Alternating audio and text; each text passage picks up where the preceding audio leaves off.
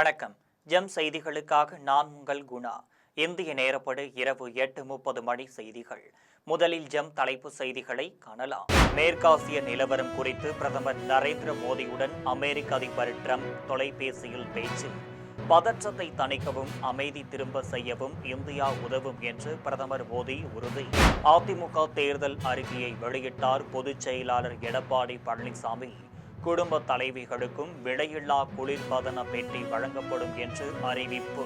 அரசியல் கட்சிகள் இலவசங்களை அறிவிப்பது ஏமாற்று வேலை, அதை நம்ப வேண்டாம் என்று சீமான் பேச்சு. கல்வியையும் மருத்துவத்தையும் இலவசமாக வழங்க வேண்டும் என சுட்டிக்காட்டல். பாஜக எத்தனை டீமை கொண்டு வந்தாலும் தேர்தலில் திமுக தான் வெற்றி பெறும் என்று உதயநிதி பேச்சு. திமுகவின் கடைசி தொண்டன் இருக்கும் வரை தமிழகத்தில் பாஜக நுழைய முடியாது என சூளுரை. சென்னையில் 13 வயது சிறுமியை பாலியல் வன்கொடுமை செய்த திமுக பிரமுகர் போக்சோ சட்டத்தில் வழக்கு பதிந்து கைது செய்து சிறையில் அடைத்த காவல்துறை. இனி விரிவான செய்திகளை காணலாம். இந்திய பிரதமர் நரேந்திர மோடியுடன் தொலைபேசியில் தொடர்பு கொண்ட அமெரிக்க அதிபர் டொனால்ட் ட்ரம்ப் மேற்காசிய நிலவரம் குறித்து பேசியுள்ளார். பதற்றத்தை தணிக்கவும் அமைதியை மீட்கவும் இந்தியா உதவும் என்று பிரதமர் நரேந்திர மோடி உறுதியளித்துள்ளார். பிரதமர் நரேந்திர மோடி தனது எக்ஸ் தள பக்கத்தில் ஒரு பதிவை வெளியிட்டுள்ளார். அதில் அமெரிக்க அதிபர் டொனால்ட் ட்ரம்ப் தன்னுடன் தொலைபேசியில் பேசியதாகவும் அப்போது மேற்காசிய நிலவரம் குறித்து பயனுள்ள வகையில் இருவரும் விவாதித்ததாகவும் குறிப்பிட்டுள்ளார். மேற்காசியாவில் நிலவும் பதற்றத்தை தணிக்கவும் அப்பகுதியில் கூடிய விரைவில் அமைதியை மீட்டு கொண்டு வரவும் இந்தியா ஆதரவளிக்கும் என்று பிரதமர் மோடி உறுதியளித்துள்ளார். ஹார்மஸ் நீரிணை எப்போதும் திறந்திருக்கும். அதன் வழியாக உலக நாடுகளுக்கு எண்ணெய், இயற்கை எரிவாயு ஆகியவை இன்றியமையாய் பொருட்கள் தடையின்றி கிடைப்பதை உறுதி செய்யவும் இருவரும் உறுதி பூண்டுள்ளதாக குறிப்பிட்டுள்ளார். மேற்காசிய மண்டலத்தில் அமைதியை நிலைநாட்டவும் அரசியல் நிலைத்தன்மைக்குள்ளான முயற்சியில் இருவரும் தொடர்ந்து பேசிக் கொள்வது என்றும் முடிவு செய்திருப்பதாகவும் பிரதமர் நரேந்திர மோடி குறிப்பிட்டுள்ளார்.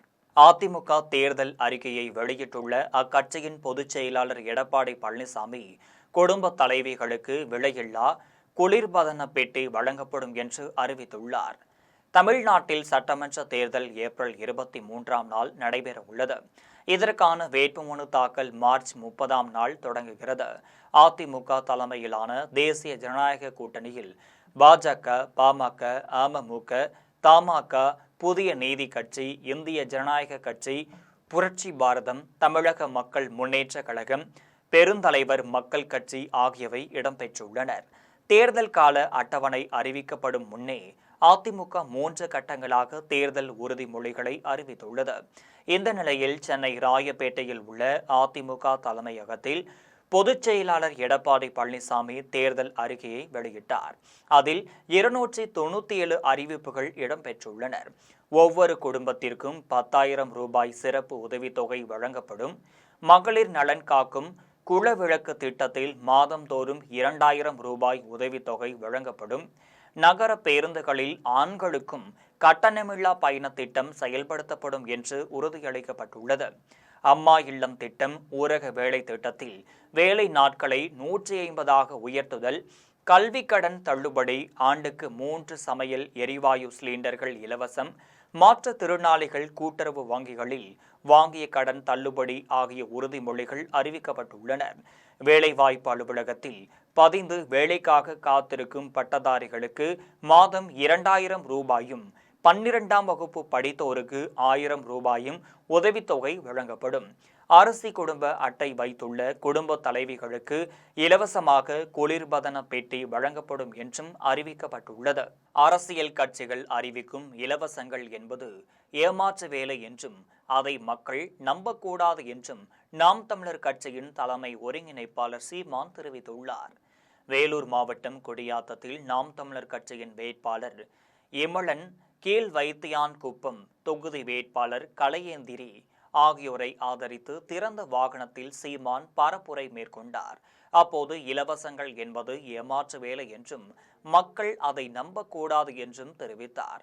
அதற்கு பதிலாக கல்வியையும் மருத்துவத்தையும் இலவசமாக வழங்க வேண்டும் என தெரிவித்தார். தேவையற்ற இலவசங்களுக்கு வாரி வழங்கும் நிதியை செவிலியர்கள் ஆசிரியர்களின் பிரச்சினைக்கு செலவிடலாமே என்று சீமான் தெரிவித்தார். திமுகவிற்கு எதிராக பாஜக, அதிமுக உள்ளிட்ட பி.சி. என எத்தனை டீமை கொண்டு வந்தாலும் சட்டமன்ற தேர்தலில் திமுக தான் வெற்றி பெறும் என்று திமுக இளைஞரணி செயலாளர் உதயநிதி தெரிவித்துள்ளார்.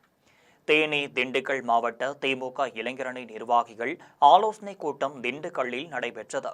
இதில் இளைஞரணி செயலாளர் உதயநிதி பங்கேற்று சட்டமன்ற தேர்தலில் பின்பற்ற வேண்டிய உக்திகள் குறித்து ஆலோசனை வழங்கினார்.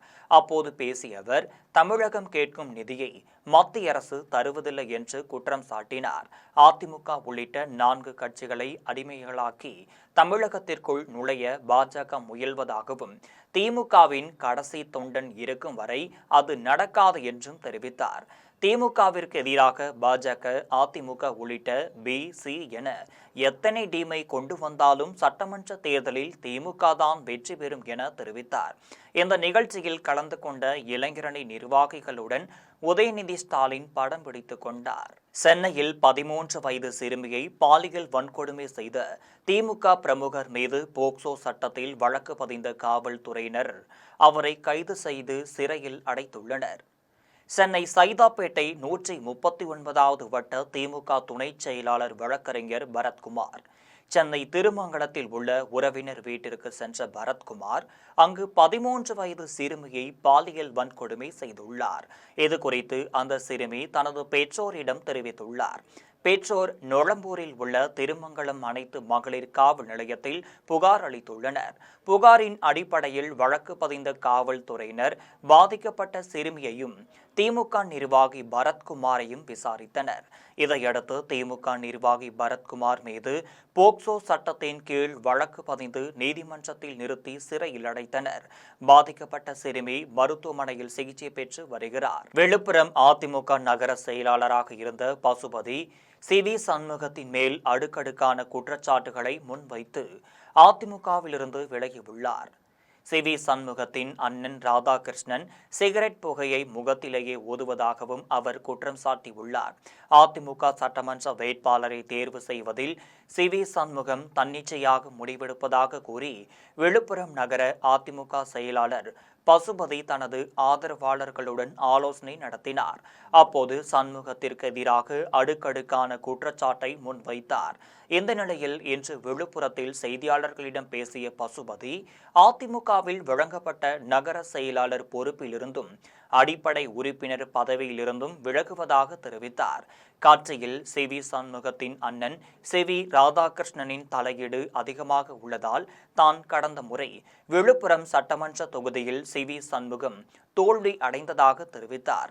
ராதாகிருஷ்ணன் சிகரெட்டை பற்ற வைத்து புகையை முகத்திலேயே ஓதுவதாகவும் மரியாதை இல்லாமல் பேசுவதாகவும் குற்றம் சாட்டியுள்ளார்.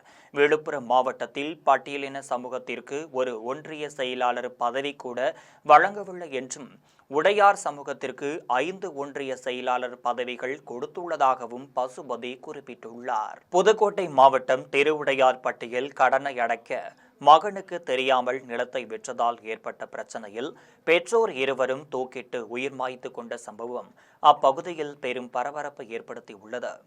புதுக்கோட்டை மாவட்டம் திருவுடையார்பட்டியைச் சேர்ந்த கருப்பையா, லட்சுமி இணையருக்கு 2 மகன்களும் 2 மகள்களும் உள்ளனர். பிள்ளைகள் அனைவரும் திருமணம் முடிந்துவிட்டது. பெற்றோர் தங்கள் சக்தியை மீறி கடன் வாங்கி 2 மகன்களுக்கு ஒரே இடத்தில் 2 வீடுகளை கட்டி கொடுத்துள்ளனர். வீடு கட்ட வாங்கிய கடனை அடைக்க வீட்டிற்கு அருகிலுள்ள நிலத்தை இளைய மகன் முருகேசனுக்கு தெரியாமல் பெற்றோர் விற்றுள்ளனர். இதை அறிந்த முருகேசன் தனது பெற்றோருடன் தகராறு செய்துள்ளார். இந்த நிலையில் வங்கிக்கு செல்வதாக கூறி சென்ற கருப்பையாவும் லட்சுமியும் தாங்களை ஆசையுடன் வளர்த்த மாமரத்தில் 2 கிளைகளில் தனித்தனியாக தூக்கிட்டு உயிர் மாய்த்து கொண்டுள்ளனர். இதை பார்த்த அக்கம்பக்கத்தினர் காவல்துறையினருக்கு தகவல் தெரிவித்துள்ளனர். விரைந்து வந்த வள்ளத்திராக்கோட்டை காவல்துறையினர் இருவரின் உடல்களை கூராய்விற்காக புதுக்கோட்டை அரசு மருத்துவமனைக்கு அனுப்பி வைத்தனர். இது குறித்து வழக்கு பதிந்து விசாரித்து வருகின்றனர். தேனி மாவட்டம் ஆண்டிப்பட்டி கொண்டமன் நாயக்கன்பட்டியில் அடிப்படை வசதிகள் செய்து கொடுக்காததை கண்டித்து சட்டமன்ற தேர்தலை புறக்கணிக்கப் போவதாக மக்கள் அறிவித்துள்ளனர். ஆண்டிப்பட்டி பேரூராட்சிக்குட்பட்ட கொண்டமநாயக்கன்பட்டியில் சாலை வசதி, கழிவுநீர் வாய்க்கால் வசதி ஆகியவற்றை செய்து தரும்படி மக்கள் கோரிக்கை விடுத்தும் நிறைவேற்றவில்லை.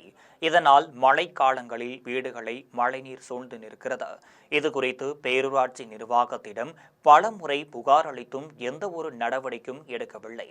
இந்த நிலையில் சட்டமன்ற தேர்தலுக்கு முன் தங்களுக்கு அடிப்படை வசதிகளை செய்து கொடுக்காவிட்டால் தேர்தலை புறக்கணிக்கப் போவதாக இப்பகுதி மக்கள் தெரிவித்துள்ளனர். வியட்நாமிலிருந்து சென்னைக்கு கடத்தி கொண்டு வரப்பட்ட 5 கோடி ரூபாய் மதிப்புடைய 5 கிலோ ஹைட்ரோபோனிக் கஞ்சாவை விமான நிலைய சுங்கத்துறையினர் பறிமுதல் செய்துள்ளனர். சென்னை விமான நிலையத்தில் சுங்கத்துறையினருக்கு தேர்தல் ஆணையம் கொடுத்த அறிவுறுத்தலின்படி கூடுதலாக ஏர் இன்டெலிஜென்ட் அதிகாரிகளை நியமித்து பயணிகளை கண்காணித்து வருகின்றனர். இந்த நிலையில் புரூனே நாட்டிலிருந்து சென்னை விமான நிலையத்திற்கு வந்த பயணிகளை சுங்கத்துறை ஏர் இன்டெலிஜென்ட் அதிகாரிகள் சோதனை மேற்கொண்டனர். அப்போது வட மாநிலத்தைச் சேர்ந்த இளைஞரை நிறுத்தி விசாரித்தனர். அப்போது அவர் விசாரணைக்கு சரிவர பதில் அளிக்கவில்லை. இதையடுத்து அவரை சுங்கத்துறை அலுவலகத்திற்கு அழைத்து சென்று அவருடைய உடைமைகளை பரிசோதித்தனர். அவருடைய சூட்கேஸில் 5 கோடி ரூபாய் மதிப்புள்ள 5 கிலோ ஹைட்ரோபோனிக் கஞ்சா இருந்ததை கண்டுபிடித்து பறிமுதல் செய்தனர். அந்த இளைஞரை கைது செய்து சுங்கத்துறை அதிகாரிகள் தொடர்ந்து விசாரணை மேற்கொண்டு வருகின்றனர். விசாரணையில் வியட்நாமில் இருந்து அவர் புரூனே வழியாக போதைப் பொருளை கடத்தி வந்தது தெரியவந்தது.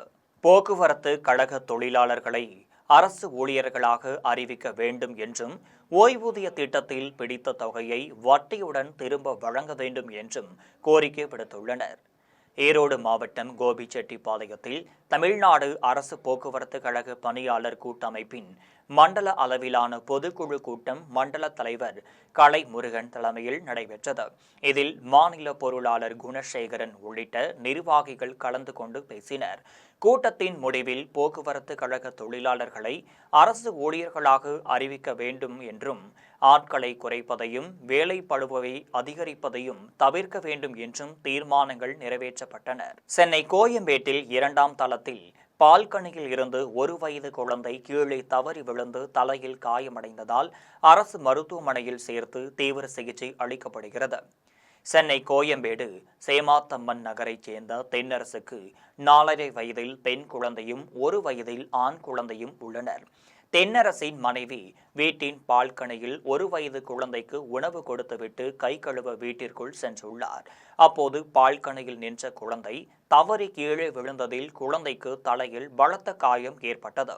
உடனடியாக குழந்தையை வடபழனியில் உள்ள தனியார் மருத்துவமனைக்கு கொண்டு சென்றனர்.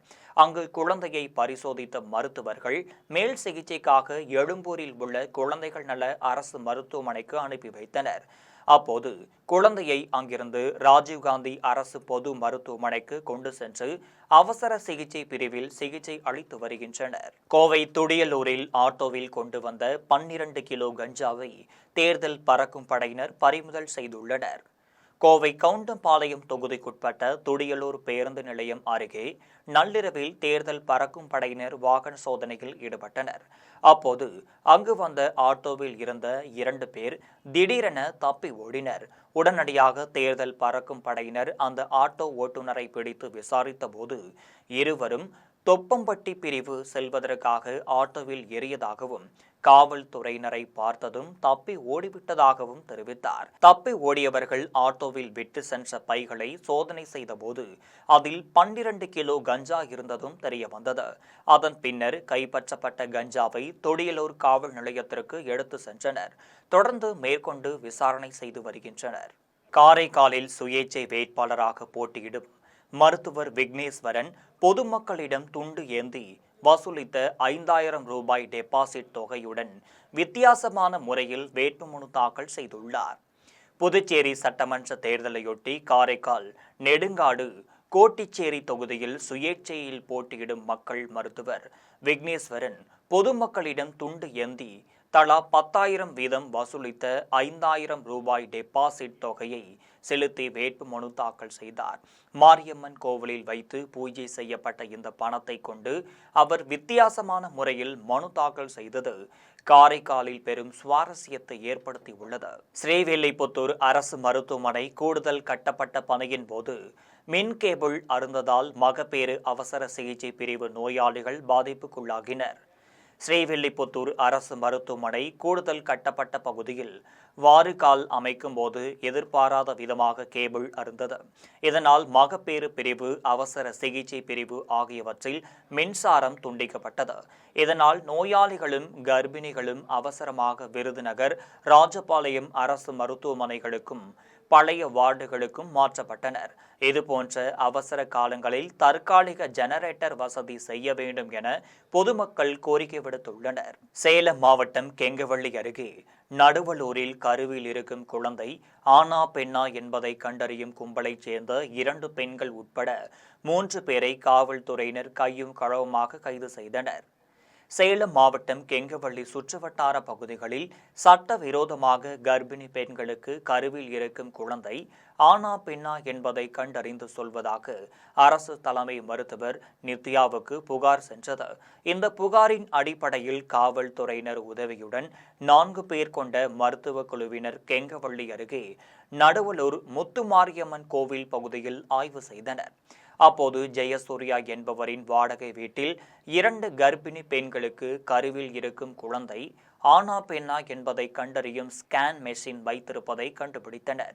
2 பெண்களையும் பிடித்து விசாரித்ததில் தலைவாசல் அருகே வேப்பநத்தத்தைச் சேர்ந்த மணிகண்டன் மனைவி குணவதி தரகராக செயல்பட்டதும், சின்னசேலம் சிறுபாக்கத்தைச் சேர்ந்த சரவணன் மனைவி அம்சவேணி கர்ப்பிணி பெண்களுக்கு ஸ்கேன் செய்ததும் தெரிய வந்தது. ஒரு கர்ப்பிணி பெண்ணுக்கு ஸ்கேன் செய்வதற்கு 20,000 ரூபாய் எனவும் தெரிய வந்தது. இதையடுத்து குணவதி, அம்சவேணி வீட்டின் உரிமையாளர் ஜெயசூர்யா ஆகியோரை காவல்துறையினர் கைது செய்து விசாரணை மேற்கொண்டு வருகின்றனர். காதல் திருமணம் செய்த பெண்ணை உறவினர்கள் பட்டப்பகலில் காரில் கடத்த முயன்ற போது கணவன் காரை விடாமல் துரத்தி போராடி மீட்டது அரியலூரில் பரபரப்பை ஏற்படுத்தியுள்ளது. பெரம்பலூர் மாவட்டம் அந்தூரைச் சேர்ந்த முத்தும், ஒசூரைச் சேர்ந்த ஸ்ரீநிசாவும் காதலித்து திருமணம் செய்து கொண்டனர். அரியலூர் பேருந்து நிலையத்தில் ஸ்ரீநிசாவின் உறவினர்கள் அவர்களை பிரிக்க முயன்றனர். இருவரும் விருந்து முடித்து திரும்பும்போது ஸ்ரீநிசாவை உறவினர்கள் வலுக்கட்டாயமாக காரில் ஏற்றி செல்ல முயன்றனர். அப்போது முத்து காரின் கதவை விடாமல் பிடித்தபடி வீதிகளில் கூச்சலிட்டு சென்றார். இதனைத் தொடர்ந்து அரியலூர் காவல்துறையினர் காரை மடக்கி பிடித்து பெண்ணை மீட்டதுடன் கடத்தலில் ஈடுபட்ட உறவினர்களிடம் தீவிர விசாரணை மேற்கொண்டு வருகின்றனர். விழுப்புரம் மாவட்டம் சக்கம்பேட்டையில் உணவகத்தின் புகைப்போக்கி வழியாக பரவிய தீப்பொறியால் கீற்றுக்கூரை முற்றிலும் எரிந்து சேதமடைந்தது. திண்டிவனம் அருகே சக்கம்பேட்டையில் உள்ள உணவகத்தின் புகைப்போக்கி வழியாக வெளியான தீப்பொறி பட்டு கூரை கொட்டகை முற்றிலும் எரிந்து நாசமாகியது. தகவலறிந்து வந்த தீயணைப்புத் துறையினர் விரைந்து செயல்பட்டு தீயை அணைத்ததால் அதிர்ஷ்டவசமாக உணவக பணியாளர்கள் மற்றும் வாடிக்கையாளர்கள் காயமின்றி உயிர் தப்பினர். விடுதலை சிறுத்தைகள் கட்சியின் புதிய நிர்வாகிகள் அறிமுக கூட்டத்தில் கூட்டணி வேட்பாளர்களின் வெற்றி குறித்து விரிவாக ஆலோசிக்கப்பட்டது. தூத்துக்குடி மாவட்டம் கோவில்பட்டியில் விடுதலை சிறுத்தைகள் கட்சியின் வடக்கு மாவட்ட புதிய பொறுப்பாளர்கள் அறிமுக கூட்டம் மண்டல செயலாளர் ராஜ்குமார் தலைமையில் நடைபெற்றது. இக்கூட்டத்தில் புதிய நிர்வாகிகளுக்கு சால்வை அணிவித்து வரவேற்பு அளிக்கப்பட்டதோடு சட்டமன்ற தேர்தலில் மதச்சார்பற்ற முற்போக்கு கூட்டணி வேட்பாளர்களின் வெற்றிக்காக விசிக முன்னெடுக்க வேண்டிய தேர்தல் பணிகள், தேர்தல் நிதி வழங்குவது குறித்து விரிவாக ஆலோசிக்கப்பட்டது. இதில் மண்டல செயலாளர் ராஜ்குமார், பாரிவள்ளல் உள்ளிட்ட 100க்கு மேற்பட்டோர் கலந்து கொண்டனர். விழுப்புரம் மாவட்ட ஆட்சியர் ஷேக் அப்துல் ரஹ்மான் மேல்பாக்கம் வாக்கு எண்ணும் மையத்தில் நேரில் சென்று ஆய்வு மேற்கொண்டார். விழுப்புரம் மாவட்டம் திண்டிவனம், மயிலம், செஞ்சி தொகுதிகளின் வாக்கு எண்ணும் மையமான மேல்பாக்கம் பொறியியல் கல்லூரியை மாவட்ட ஆட்சியர் ஷேக் அப்துல் ரஹ்மான் நேரில் ஆய்வு செய்தார். அப்போது மின்னணு வாக்குப்பதிவு இயந்திரங்களை பாதுகாப்பாக மேல் தளத்திற்கு கொண்டு செல்ல தற்காலிக லிப்ட் வசதி செய்ய அதிகாரிகளுக்கு ஆலோசனை வழங்கினார். இந்த ஆய்வின் போது சார் ஆட்சியர் ஆகாஷ், உதவி தேர்தல் நடத்தும் அதிகாரிகள் தமிழரசன், காதர் அலி ஆகியோர் உடன் இருந்தனர். திண்டிவனம் கோட்டாட்சியர் ஆகாஷ் தலைமையில் அனைவரும் வாக்களிக்க வலியுறுத்தி விழிப்புணர்வு பேரணி நடைபெற்றது. விழுப்புரம் மாவட்டம் திண்டிவனத்தில் அனைவரும் வாக்களிக்க வேண்டும் என வலியுறுத்தி நடைபெற்ற விழிப்புணர்வு பேரணியை கோட்டாட்சியர் ஆகாஷ் கொடியசைத்து தொடங்கி வைத்தார். இதில் காவல் துணை கண்காணிப்பாளர் பிரகாஷ், வட்டாட்சியர் நீலவேணி, நகராட்சி ஆணையாளர் பானுமதி ஆகியோர் கலந்து கொண்டனர். கல்லூரி மாணவ மாணவியர் வாக்களிப்பது தொடர்பான விழிப்புணர்வு பதாகைகளை ஏந்தி சென்று பொதுமக்களுக்கு துண்டு பிரசுரங்களை வழங்கினர். மேற்காசிய நிலவரம் குறித்து பிரதமர் நரேந்திர மோடியுடன் அமெரிக்க அதிபர் டிரம்ப் தொலைபேசியில் பேச்சு. பதற்றத்தை தணிக்கவும் அமைதி திரும்ப செய்யவும் இந்தியா உதவும் என்று பிரதமர் மோடி உறுதி. அதிமுக தேர்தல் அறிக்கையை வெளியிட்டார் பொதுச் செயலாளர் எடப்பாடி பழனிசாமி. குடும்ப தலைவிகளுக்கும் விலையில்லா குளிர்பதன பெட்டி வழங்கப்படும் என்று அறிவிப்பு. அரசியல் கட்சிகள் இலவசங்களை அறிவிப்பது ஏமாற்ற வேலை, அதை நம்ப வேண்டாம் என்று சீமான் பேச்சு. கல்வியையும் மருத்துவத்தையும் இலவசமாக வழங்க வேண்டும் என சுட்டிக்காட்டல்.